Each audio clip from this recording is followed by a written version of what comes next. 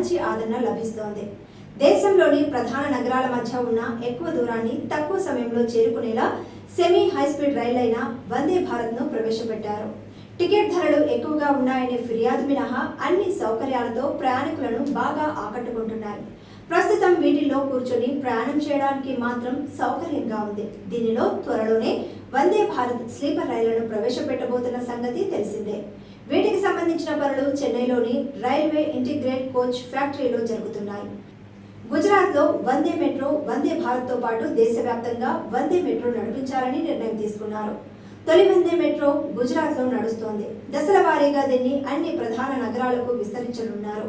Chennai ICF లో Bharat earth movers limited Bengaluru plant లో కోస్ట్లను తయారు చేస్తోంది. సెప్టెంబర్ 20వ తేదీకి ఇవి చెన్నైకి చేరుకుంటాయి. తర్వాత అన్ని రకాల పరీక్షలు జరపడానికి 20 రోజుల సమయం పడుతుంది. ఇది గరిష్టంగా 160 కిలోమీటర్ల వేగంతో ప్రయాణిస్తుంది. యూరోపియన్ ప్రమాణాలకు అనుగుణంగా వీటిని తీర్చిదిద్దుతున్నారు.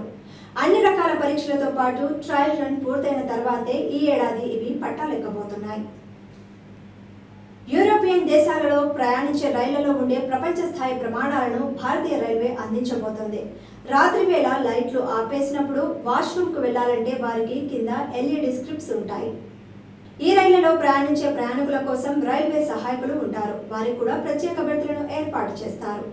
మొత్తం 6 కోచ్లతో ఉండే వందే భారత్ స్లీపర్లో 823 బెర్తులు ఉంటాయి. థర్డ్ ఏసీ కోచ్లు 11, సెకండ్ ఏసీ కోచ్లు 4, మొదటి ఏసీ 1 కోచ్ ఉంటాయి. మొత్తం మీద 823 బెర్తులు ప్రయాణికులకు అందుబాటులో ఉంటాయి.